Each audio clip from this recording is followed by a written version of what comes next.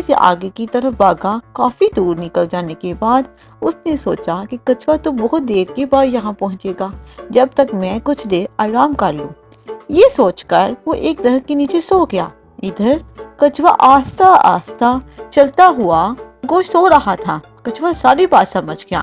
اس نے اپنی رفتار اور تیز کر دی اور مقررہ جگہ تک پہنچ گیا۔ اپنی نیند سے بیدار ہوا اور بھاگتا ہوا مقررہ جگہ تک پہنچا جہاں کچھوا پہلے سے موجود تھا۔ خرگوش کو بہت شرمندگی ہوئی اور اس نے غرور کرنے سے توبہ کر لی، کچھوے سے معافی مانگی۔ کچھوے نے بھی اس کو معاف کر دیا۔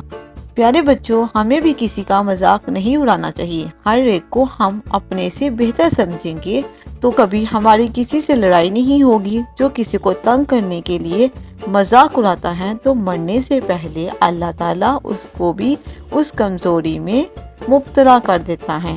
پیارے بچوں، اگر میری ویڈیو اچھی لگی تو پلیز میرے چینل کو سبسکرائب کر دیں۔